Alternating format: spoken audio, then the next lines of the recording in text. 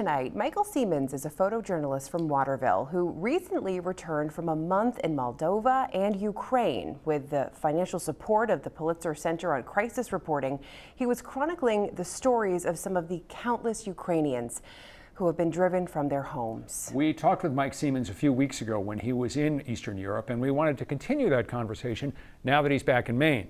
When I asked him how it felt to return home, he said he had mixed feelings. That while it was certainly nice to be back, he felt as if perhaps he had left Ukraine too soon. There's no question that the story he was covering is not even close to being over. The numbers are so immense, they're almost impossible to comprehend. Since Russia invaded, more than 11 million Ukrainians have left their homes. That's a quarter of the population. 5 million have fled to another country. But for many, the only option is to stay. There's just not enough buses to get everyone out. Some convoys are attacked. And I mean, we saw the remnants of civilian cars just blown up on the side of the street.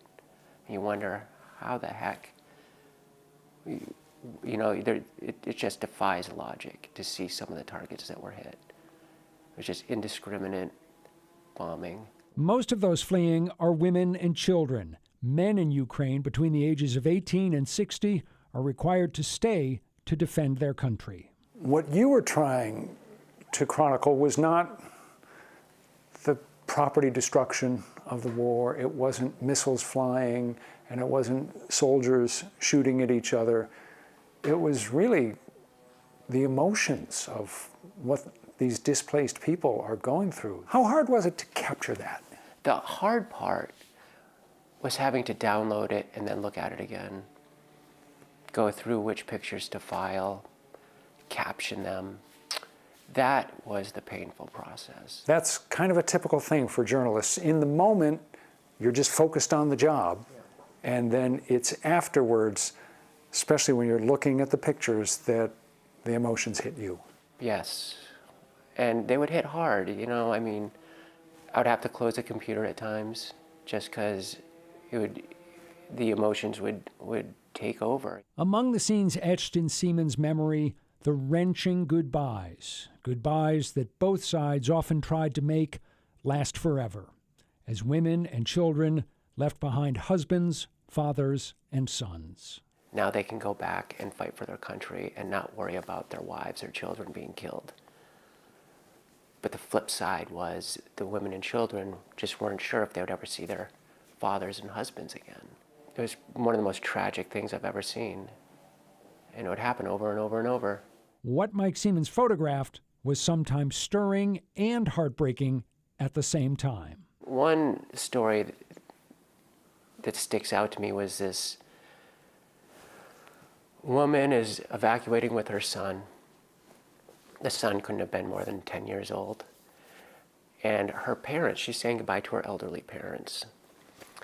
And they're crying and they're waving, and the father saluted the bus as it headed off. And to me, that spoke of strength, it spoke of resilience, it spoke of compassion that, don't worry, we're gonna be all right, even if we aren't all right, because you're all right.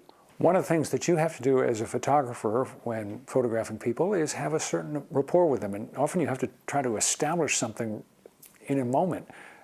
There was one particular photo that you would pull out sometimes that would do that. Yeah, you'd see people with their animals, their pets, and I would say, may I say hi to your pet? And reach my finger out. And they'd be like, yes, and then, I'd pull out the picture of my dog, and then all of a sudden everybody's showing me the pictures of their animals on their phone, and before you know it, we're having a conversation without speaking a word. This war has revealed why some countries fear a free press and why others defend it.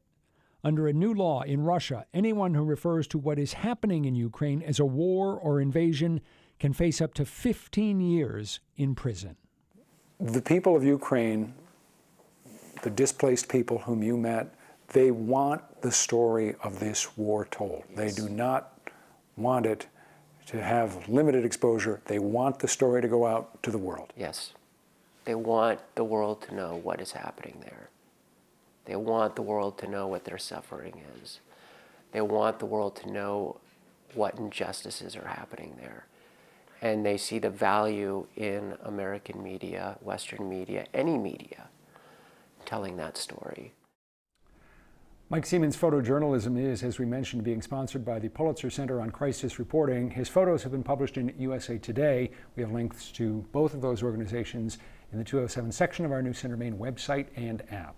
Seaman's has the highest praise for relief workers who are helping the millions of displaced Ukrainians, providing them with food, water, clothing, shelter, and more. He has been especially impressed by the work of the nonprofit Team Humanity. You'll find a link to that organization as well on our website and our app.